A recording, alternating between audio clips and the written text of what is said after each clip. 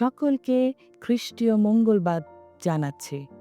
আমাদের আজকের পাঠ আদিপুস্তক তার ২২ অধ্যায় ১৫ থেকে ২৪ পদ। আজকের পাঠের শিরোনাম দিয়েছি ঈশ্বরের প্রতি বাধ্যতায় প্রাপ্ত আশীর্বাদ। এই অংশে আমরা দেখতে পাই যে অব্রাহাম তার অদ্বিতীয় পুত্র ইসহাককে উৎসর্গ করতে পিছপা হননি।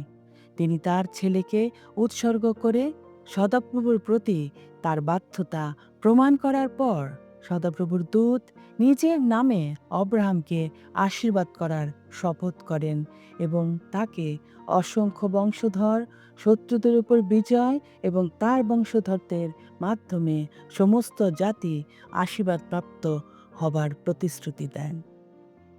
এটা একটি ঐশ্বরিক শপথ। এই অনুচ্ছেদটি বিশ্বস্ত আনুগত্যের পুরস্কার হিসেবে তুলে ধরে এবং ঈশ্বর যে তার নিজের প্রতিশ্রুতি পূরণ করেন এটি তার প্রমাণ।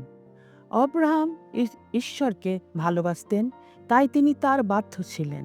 এমনকি তিনি ঈশ্বরের কথাতে নিজের একমাত্র সন্তানকে বলিরূপে দিতেও তিনি পিছপা হননি। তাই তিনি তার আশীর্বাদ পেয়েছিলেন। সেই রকম আমাদের পিতা ঈশ্বরও তার একমাত্র পুত্র যীশু খ্রিস্টকে আমাদের ভালোবেসে আমাদের পাপের মূল্য পরিশোধ করতে ক্রুশে বলিরূপে উৎসর্গ করেছিলেন। সেই দিন তিনি অব্রাহামকে তার সন্তানকে বলি দিতে বাধা দিয়েছিলেন।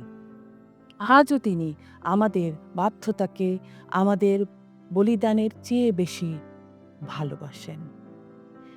তিনি অব্রাহামের মতো আজকে আমাদেরকেও পরীক্ষা করেন, আমাদের বাধ্যতার, বিশ্বস্ততার। আমাদের তো এখন আর আমাদের পাপের জন্য পশু বলি দিতে হয় না, কিন্তু আজকে প্রশ্ন হলো, আমরা কি আমাদের পাপের স্বভাবগুলো বলিদানের জন্য প্রস্তুত আছি? অব্রাহাম তার বিশ্বস্ততা, নির্ভরতা, বাধ্যতা প্রমাণ করতে পেরেছিলেন বলেই তার নিজ পুত্র ইসহাককে রক্ষা করতে পেরেছিলেন।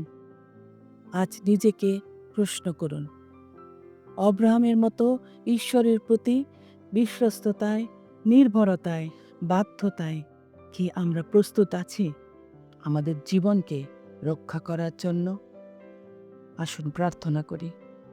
পিতা প্রভু, তুমি আমাদের সাহায্য করো যেন আমরা তোমার প্রতি বাধ্যতায় ও বিশ্বস্ততায় জীবনযাপন করতে পারি, যাতে অব্রাহামের মতো আমরাও তোমার আশীর্বাদ পেতে পারি।